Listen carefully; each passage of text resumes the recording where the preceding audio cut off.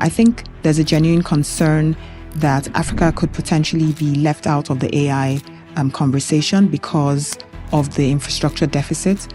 There's still that gap in who is going to employ them.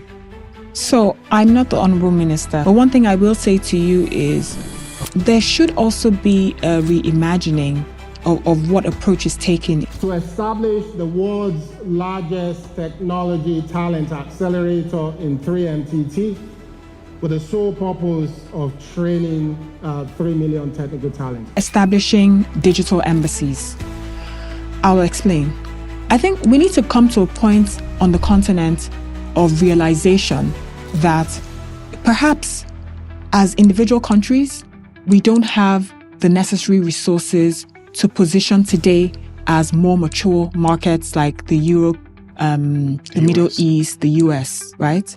I think we need to get to that level of acceptance. Okay. We have Nonye Ujam, who leads government affairs at Microsoft for West Africa. Glad to have you, Nonye. Thank you very much for having me, and very pleased that I'm in the pilot program. Yeah, thank you very much for showing up. So I've got a couple of questions for you, spanning across your work with government, personally, and, overall.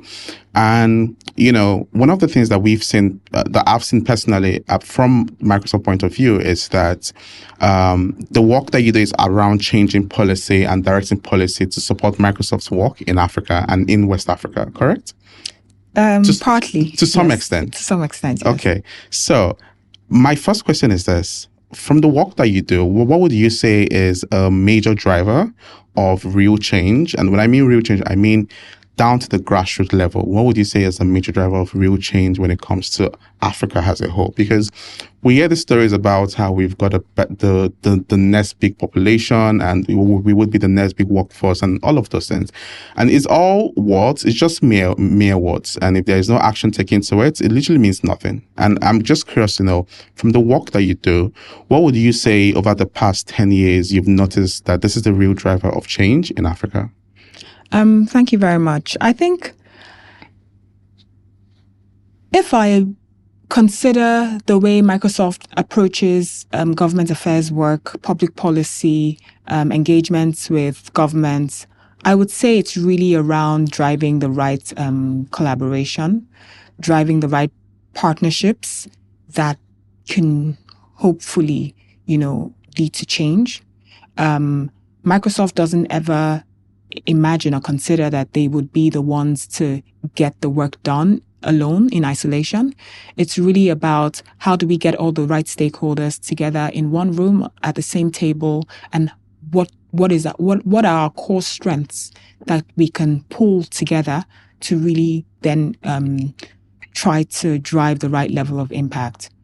And you are right, Africa 100% is the workforce of the future. There's a lot of work that we do around there as well, around skilling. And we have recorded tremendous success on the continent in that regard. If I consider what we do in Nigeria since we are here, for instance, we partner with the federal government of Nigeria, specifically the Ministry of Communications, Innovation and Digital Economy, to drive the country's national skilling program, or rather the country's national skilling direction. So there are a couple of initiatives that the government is driving under the leadership of Minister Bosun Tijani. And one of them is the 3 million technical talent program. I've got a bunch of questions for you on that. Because, okay, so I'm going to pause then. I've got a bunch of those for you. I'll pause on that. But, the work you do demands access. You've got to know the right people, the people that will move the needle, and people that will get things done for you. Right. And what I want to know is, what was that experience for you where you thought to yourself that, okay, access in Nigeria especially is life or death. It is either I do this or, something happens. Thanks for that question. And it's interesting that I say this. And I recall a session in Nairobi maybe 4 years ago with my manager and my skip level manager, we were going for dinner with the entire team, but three of us just happened to be, waiting at the same together before the dinner. And I can't remember exactly what was said, but my response to that was that I'm introverted. And both of them are looking at me like, no, please don't give us this stress, because you are the direct opposite of what we need in this role. And I was new in role. Okay. So this was about almost 5 years ago. But I think I said that to say sometimes when you think about what you need to do to get the job done, it doesn't matter what your personality is in that way. Life and death experience. Well, not quite life and death, but the one experience where I thought, if this doesn't go right, I'm done. I was new at Microsoft, literally had just started, and the president and vice chair of Microsoft Corporation, Brad Smith, was doing an Africa tour. So he was going to the priority markets on the continent. Nigeria happens to be one of those priority markets. And he is the one who engages with government stakeholders, world leaders. So the task was to land a meeting with the president of Nigeria. And I'm sitting there thinking, okay, I need to get a meeting with Mr. President. How do we go about doing this? And I think maybe just to mention that truth be told, the value of your network is truly the value of your net worth. And sometimes it doesn't come at you immediately as to who could possibly help move the needle. But my husband always says something. In whatever you do, be mindful that in Nigeria, it's typically 1 degree of separation. And that has informed my thinking a lot. I see. So I was able to really think through how to, get that done. I mean, my first network at home. And then I must give credit to the government as well, because in trying to advance the digital transformation agenda for Nigeria, they were very keen to have those conversations. So I was very proud that we were able to get that meeting done, and we were able to have engagements at that level, which moved us in the right direction, really, as to how we work with governments to, support the national strategies or agenda. Makes sense. I want to bring this home. So I call Nigeria a unique market, a very unique market, because there's a lot of, imbalance in things, right? And now I know Microsoft is pushing AI across all its markets where it exists. AI is a call for you. It could be AI, with the work with the whole Azure and whatnot, but also helping governments push their AI initiatives, right? So some people would say that, Africa has a bunch of problems, a bunch of infrastructure problems that we should not be thinking about AI right now. And I want to know what Microsoft thinks, because you're doing a lot of work with the government to push AI adoption and AI placement and all of those things, right? But what do you think? Do you think that we do not have that infrastructure yet? Or do you think that Microsoft is there to fix that problem for us? Microsoft is not the solution provider per se in that way. As I mentioned earlier, it's really about how we drive the right partnerships. So, and you must consider how different regions or governments think about driving AI adoption. If you look at the Nigeria's national AI strategy, you would see that at the core of it really is, how do we get our development accelerated, right? How do we move from where we are and really drive the right level of engagements that can get us, that can help us in attaining our developmental goals. So whilst I hear the sentiment that we have a bunch of challenges, I also would like to position the narrative that this technology can literally help us leapfrog and address these issues.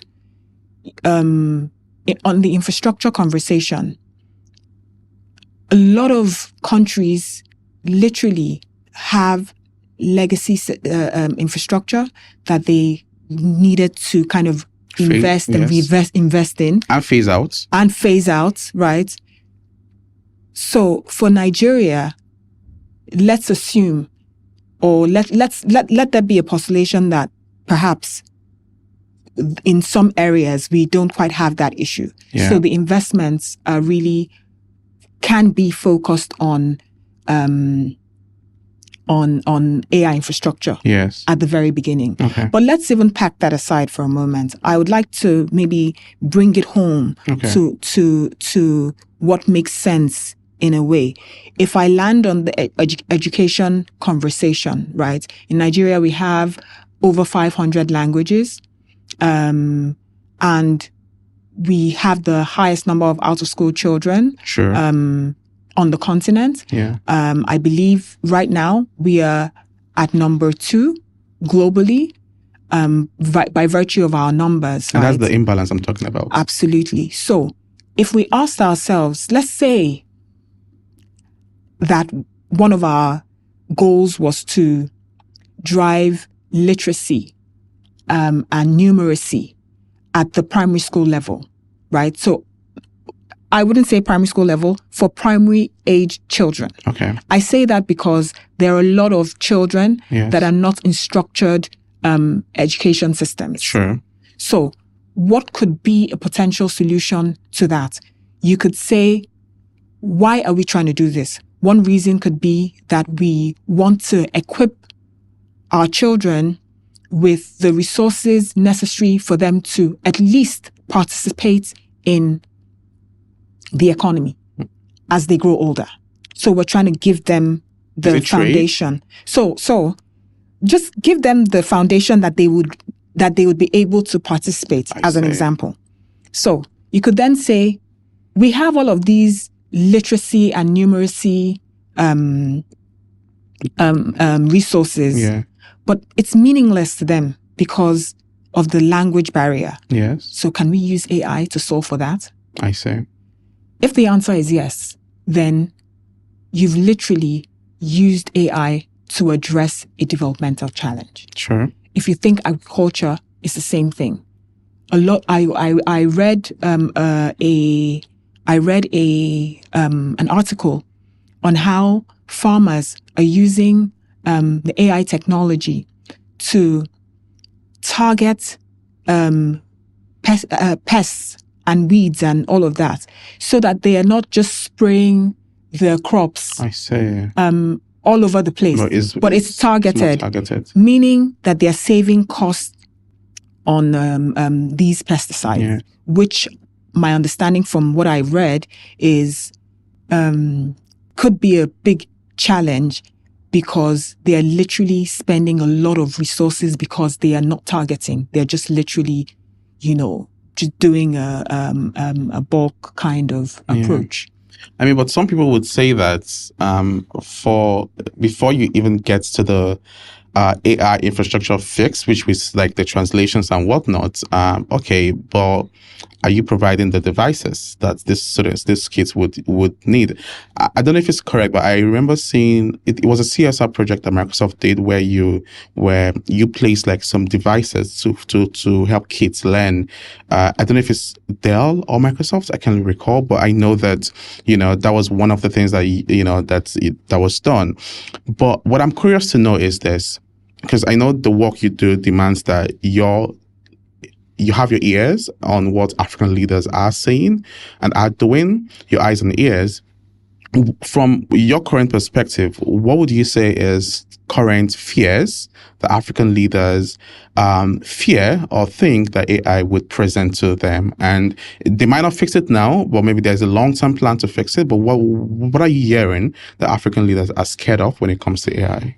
Your question is very interesting because, indeed, I was listening to the conversations from a gathering that happened recently with African leaders, and a lot of the conversations were really centered around infrastructure. I think there's a genuine concern that Africa could potentially be left out of the AI conversation because of the infrastructure deficit. There are also concerns around digital sovereignty and the location of the data and how that could potentially compromise sovereignty. But if I go back to one of the first questions you asked, what does Microsoft really do? Yeah. What we do in instances like this is we sit and we engage. Okay. That's literally why I have a job. We sit and we engage.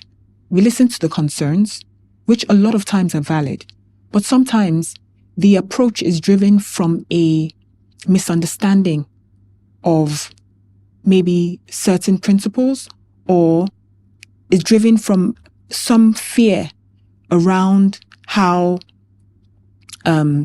tech companies approach issues. So what we do is try as much as we can to provide clarity. We do a co-learning, Okay. because we also want to learn what the concerns are and what the position of the government is. And we also want to share with the government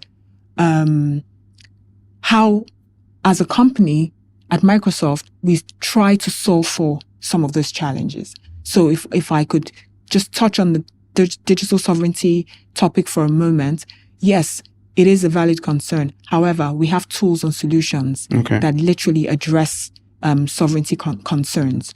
We support the government or work with the government to, shape the policy environment in a way that helps to safeguard sovereignty in taking a risk-based approach, as opposed to having a blanket approach to issues which could potentially impede the development that you want to see. Okay, I think it's also great to just mention that, a good mention would be that this episode is sponsored by Layer 3. Layer 3 is a cloud and infrastructure partner. For the past 20 years, they've been supporting enterprises in Africa with more local data centers. And hopefully there is some partnership there with Microsoft. Happy to do an introduction there. But yes, but in terms of the, because I know you mentioned education, about skilling, about more primary age kids, what opportunities lie there with Microsoft. I think that I'm curious, from your personal perspective, what do you think should be what the government should be looking at in terms of investment in education for at least the next 20 years? What do you think should be the focus when it comes to more developmental learning and education? So, I don't play in the education space, but if I'm correct, education is compulsory up to secondary school age, True. Which is fantastic. It's a good thing. However, I think that we need to begin to rethink the structures that we put around that. And when I say education, I'd like to clarify formal education is compulsory. And it's fantastic. And if you went to a much more mature environment, it would be easier to enforce. Unfortunately, in Nigeria, it could be a bit challenging. And, sometimes as human beings, or I'll speak for myself, you can get to a point where there's a major roadblock and you just think, is this really worth doing? Okay, let me just go back home and relax. Why do I say this? If you went into, say, the more rural environments, right, and you don't have records of, say, children that were born, you're not able to maybe keep track to an extent of what their progress is then how do you get them into formal education? Yeah. I think that there are existing systems and structures that we should be leveraging to drive the education conversation. I am not an advocate for formal education in every segment of the Nigerian environment. I really am not. So you're pro-trade? Considering the nuance. Okay.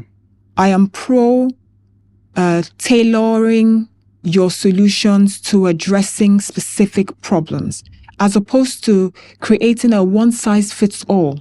It wouldn't fit all.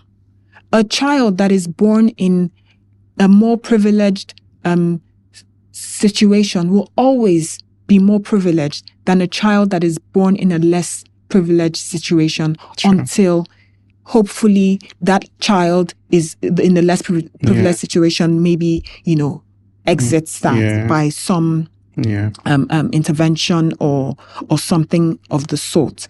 So I'm saying that why don't we, I think we have the formal education structure, right? And which is shaky. Yeah. So I don't think we're talking about the state of it. Well, true. That's not what we're talking about. True. We're talking about the existence of it. Exactly. So does it exist? Yes.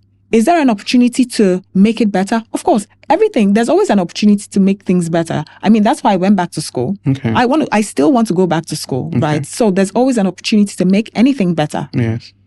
Now, I think what we should be considering going forward is how can we build systems and structures that address other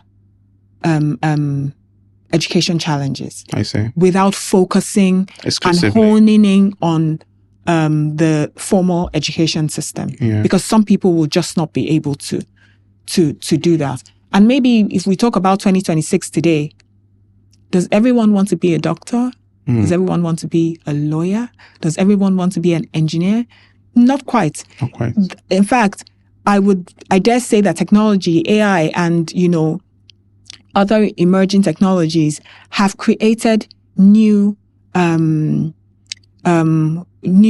job titles, new roles, new things that people can get themselves engaged in. So I think we need to be tailoring our solutions or our approaches to the challenges that we're seeing so that we can solve for them.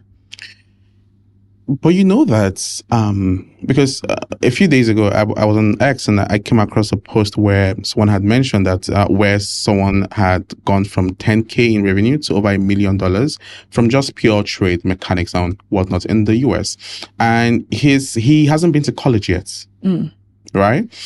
And when you compare it to this side of the world, I can recall clearly back then in school, in junior school, you would see that they have this trade segments where that is, okay, if you want to try mechanical engineering, you can go out there and stuff, but it hasn't been so effective.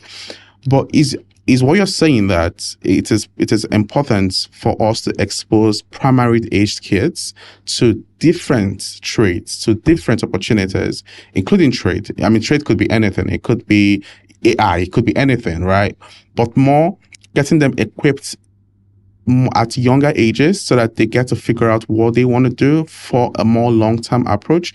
Or would you say is important we stick to a more formal schooling up to, say, tertiary stage? I'm very worried that this question, my kids may ask me, well, the younger ones may ask me or remind me that I answered a specific type of way, right? I trust me when I say that I believe very strongly in formal education approach. Okay. It has benefited me tremendously. Okay. But I dare say that not everyone would go down that route. If you consider maybe the likes of Bill Gates, right? I mean, not everyone is going to go down that route. And I don't think that it's right or wrong. I think, to your question, do we expose them? I think that there is room to expose them. And there's an opportunity there as well. If I think about maybe my last son's school, I mean, they do robotics, they do all sorts of things like that, coding, And really, you could ask yourself why. When I was in primary school, I wasn't doing that, right? So you could ask yourself why. Why are they really doing that? Yeah. So it's, to your point, exposing them to other possibilities. Yeah. So I think that there is room for that. Okay. And not just, the things or the things that sound great. Yes. I mean, there's so many things. Giving them culinary skills. Some people want to be dancers. Some people want to be this and that. Yes. But I think foundationally, if you have the opportunity for formal education, that for sure should be a good starting point. Okay. And all these other skills can be built alongside that to maybe give a more enriching experience. Yeah. Valid. However, I think that, one of the major issues that Nigeria faces as a country, is inflation. And with inflation comes massive poverty, right? And my question to you is, and this could be from your perspective personally or Microsoft's, anyone, but I want to know, what do you think is that silver lining for technology and more recently AI to get to fix that poverty issue? And poverty boils down to, probably it could be skilling, it could be the economic realities, it could be inflation, it could be anything. But what silver lining do you see that technology can use to, I want to use the word rapidly, because there is need for that word, right? To rapidly fix these issues, starting with Nigeria first, because as you mentioned, we are like number 2 in the list of out of school kids, and that's caused directly by poverty, by, all of those realities. But yeah, I want to know what you think about that. Maybe I'll answer this question as Nonye, a Nigerian. Okay. There's definitely room or a place that the role that technology plays cannot be downplayed. Yes. To kind of accelerate progress. I will say though that the approach has to be very concerted. It has to be a concerted approach, because technology in itself could impede progress. So if you think about access to devices, access to the technology itself. So it's one thing to have technologies, another to have access to it. Yes. Right. If I think about maybe the more rural areas, the hinterlands in country, and internet connectivity, right? It's great we have the technology, but how are people accessing that technology? And I'll go back to one of my first responses. I think that the game changer there is driving the right partnerships. And I can give you an example.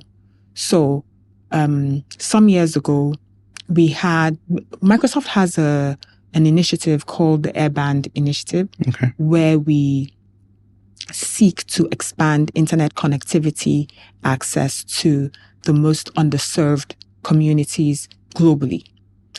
Now, that's just one thing. But it's one thing as part of an ecosystem building approach. Yeah. So it's still existing? Yes. It's called the Airband Initiative. It doesn't happen only on the continent. It happens in other parts as well. So if you said, I know that for Nigeria, one of the things that we sought to do was, how do we work with the government in terms of, supporting digital identity? Yeah. Right. So from getting a BVN to your national identity number. So we then went into a partnership with different stakeholders. With NIMC? No, it wasn't that at the time. It was, well, of course, NIMC was part of that process, but it wasn't that specifically in that sense. What we were trying to do was, can we create hubs or can hubs be created in the most underserved communities? Can we use the Airband Initiative to ensure that there's internet connectivity? And can people in those communities go to those hubs to register their BVN, to get their NIN. What that solves for is they don't have to travel the hours on end to, say, the center of town or whatever to get that registration done. What that also meant was that they would be able to participate in the economy because they have a BVN. That means that they can, receive funds electronically. What does that then also solve for? It helps to drive the financial inclusion conversation that the CBN, has championed over the past few years. So you see, when I talk about having the right partnerships and, focusing on ecosystem building, I also mentioned that we need to be able to draw from one another's strengths as opposed to one single individual company or establishment or entity trying to drive the change by itself. I don't think that doesn't move the needle as quickly as you'd need it to move, especially when you consider our population size. Sure. So should we expect more CSR projects like that? So, these projects these initiatives are ongoing globally. Yeah. And of course, we always hope that we can do more. I do hope that we can, as a Nigerian, of course, I do hope that we can always do more. But, one thing that when I think about working at Microsoft is really around Microsoft's mission. Yeah. And it speaks for itself. Yes. It's to empower every person and every organization on the planet to achieve more. If you broke that down a bit, you'd get a sense of why we do the things that we do. So yes, we have the technology, we have this, we have that, but think about the Airband initiative. Yeah. Think about our skilling initiative, where we're saying that there's this technology. How do we empower not just builders of the solution, not just decision makers in the ecosystem, but also the users of this technology, everyday citizens like you and I, so that technology can be used in a meaningful way that enhances and enriches their life, as opposed to, not knowing how to use the technology. I see. Speaking of skilling and upskilling, there is a lot more focus in skilling talents, in upskilling talents, skilling and upskilling talents. And we're seeing a lot more of that focus from the ministry in Nigeria. And we're also seeing Microsoft's interest in supporting that initiative through the 3MTT program that is being done by the Honorable Minister, which is an amazing work that he's doing, because obviously there was that gap and he came in there and was like, okay, this has to be fixed. We have to upskill our talent so that we can outsource them to more global markets. But my question is, why are there still no jobs? Because it's one thing to train over a million talents. Yes, they can design, they can code, they can do this, they can do that. But there's still that gap in who is going to employ them. What is the work being done to make readily available the companies that would employ them?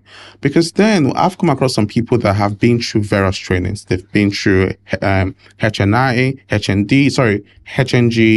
been through ALX, and now 3MTT, and they just keep upskilling. I'm like, okay, so is it up to them to figure that out, or is there some work or some thinking around that from the work Microsoft is doing with the governments?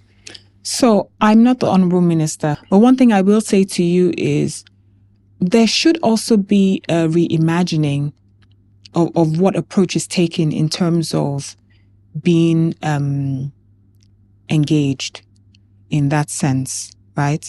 So in the economy is what I mean. Now, and I'll give you an example. I love to use examples because that, I think, tends to land the point. So we have as part of our skilling program in Nigeria, our implementation strategy is through our technical partners, our implementing partners, right? And we do something called the Microsoft AI Skills Week. This year, I think it was over a period of 3 weeks.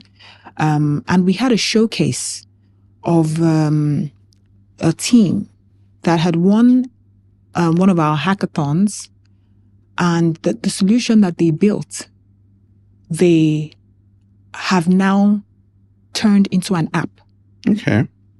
That means from being one of the winners at a hackathon, and by the way, we literally give them the problem statement, and within days, sometimes just 2 days, they need to build a solution around that. So of course, there's no expectation for the solution to be perfect, but it's an idea that it's always a real life problem, real world problem that we are asking them to solve for, right? And these guys did that, and eventually they are now building that into an app, right? Okay. That's the kind of use case that we want to position. Same. When I think about Microsoft's skilling program, it's really around workforce readiness, right? But let's also think about the other opportunities around that. And I wouldn't lump workforce just in, say, a formal work environment. You're literally being equipped to be able to build your own stuff, build solutions. And at the AI Skills Week, I can't remember what specifically was asked to me, but I said something, right? I said, there are a lot of challenges around us. You guys are builders. You are literally developers. You're building solutions. Think about a problem that even you experience, or a lot of you experience, and think about whether you can solve for those challenges. I think that's a good starting point.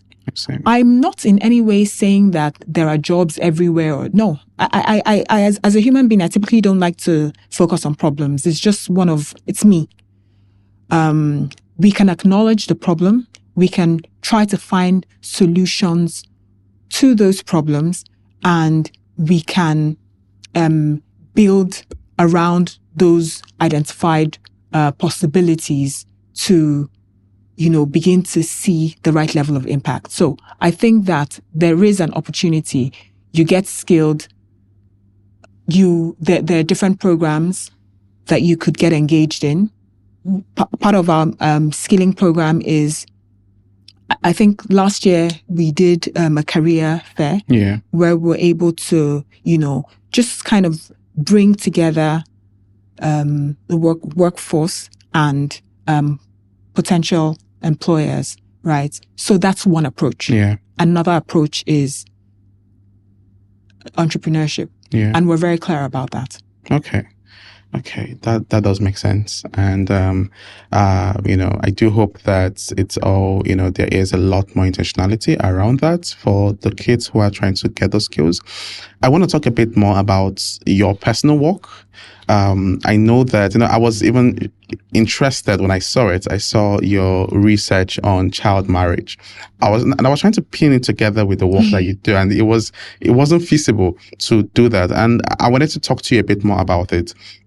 And I know that your husband also helped to advance the bill. The bill at the Assembly. Digital Rights. Yeah, the Digital Rights Act. I wanted to know a bit about what was the driver for you to say, okay, I've seen this. There is a need to have a research on this issue, because it is clearly an issue. There is need to have a research on that. And also, what was the post-research work that was done to ensure that, okay, this is actually inculcated into the system? So, and the research you're referring to is the child marriage in Nigeria. Yes. So, as part of my master's in global development practice at Harvard, I chose a course called Women, Peace and Security. So I'm a very big education advocate. Okay. Very big education advocate. I believe very strongly in the power of education. And recall, I've said education, not formal education, as a block, but education generally, right? And one of the things that I was thinking about when during this segment of the program at Harvard was, what are some of the barriers that we see that impact, say, access to education, access to a certain type of livelihood. And because this program is called Women, Peace and Security, some of the things that we talk about is children in war and conflict, how there's a deliberate weaponization of children that don't have access to, say, certain things like, I'll say, education. Yeah. Right. So I started researching the Child Rights Act in Nigeria, and it was very intriguing for me to see that not every state in Nigeria had domesticated that law. And in my mind, I'm thinking, well, this is an act of parliament that is supposed to protect our children, right? So the question here is not about the state of the act. What I'm focusing on is the fact that an act exists. True. And if you consider that it's meant to protect children, then my expectation is that it should be domesticated. Okay. And then going more deeply into that research, I saw that there was quite a bit of a narrative around child marriage. Yeah. I then began to ask myself, okay, so what does this really mean? And a child then going into a marriage, what's the impact of that on that child's life? Yeah. And this is what influenced that piece of research, which was actually done at Harvard. But once it was concluded, my professor immediately did a connection to Yale Global so that it could be published. And it's work that I think is very important. It's a conversation that is very critical. I think we have to have deliberate systems and structures backed by legislation that protect our children in an intentional manner. Leaving it to chance or allowing, I know what our system of government is, but leaving it to chance and there being kind of states not being mandated to domesticate certain laws, I think is a missed opportunity. Yeah. We need to begin to see our people right from infancy to adulthood as our assets. And we then ask ourselves, you have an asset. You invest in that asset. The whole point of the investment is to yield returns. A return. And I think that getting the Child Rights Act right and also getting it domesticated at the state level, at the local government level, is critical to the success of that piece of legislation. I know that it's currently a bill at the National Assembly, and credit to the Minister for Women Affairs that's driving that charge. And I'm really looking forward to what that potentially could do. I also say that I think there is a re-education that needs to happen as to the value of the child in Nigeria. Yeah.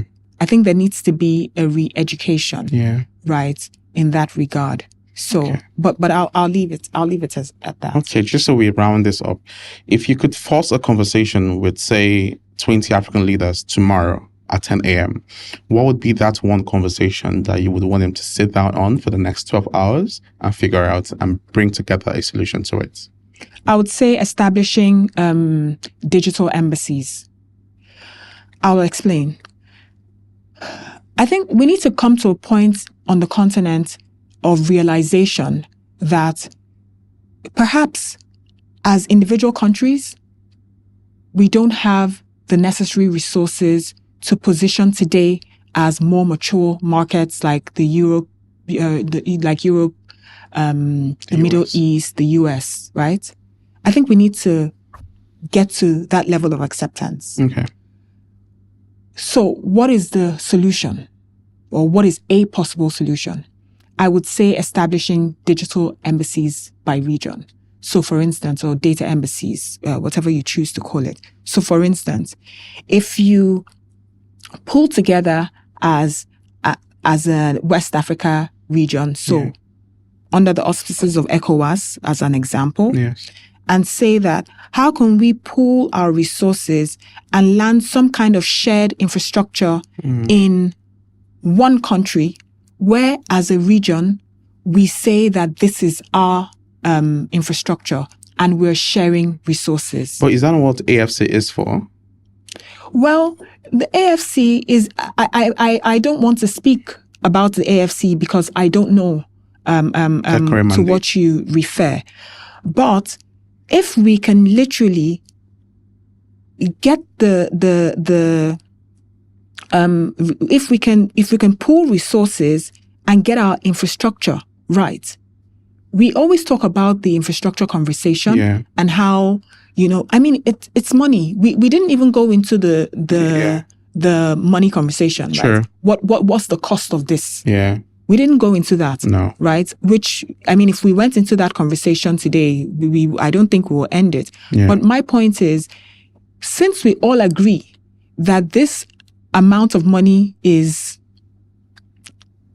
the first word that came to me is gargantuan, so I'll use it, right? Then what can we do to solve for that in the short term, in the midterm, and in the long term? I would say that we get our leaders together and we get regional data embassies going. I think that's a good approach. Okay, just one last question. When your husband was sponsoring the Digital Rights Act, did those debates and conversations, did they land in the room, in the dinner, at the dinner table, or it was more once you leave it at the door and you know it's not coming in here? Oh, for sure, we don't leave our conversations at the door. We always talk about developments in the markets. We happen to operate in similar spaces. Okay. I think maybe one thing I do well is to try as much as I can to give an unbiased view. And I must say that I'm very proud of that work that he did, because if you think about the digital rights, what digital rights speak to, right? It's protectionism, right, of individuals' rights. Yeah. So the fact that Nigeria was able to get to a point where we could all sit and have that conversation to the extent of having the bill, I think that was tremendous progress, and it's work that I know that he's super proud of. Okay, well, thank you for joining us today and for showing up to the very first episode of the Broken Signals podcast. You know, it is clear why you're the right person for the job, because you've all been diplomatic in the answers. But yeah, thank you for watching the very first episode of the Broken Signals podcast, where we chat with some of the most interesting people who are shaping the new age of technology and AI in the present world. My name is Nnaemeka Clinton. I am your host throughout, and I look forward to seeing you at the other episodes. Thank you.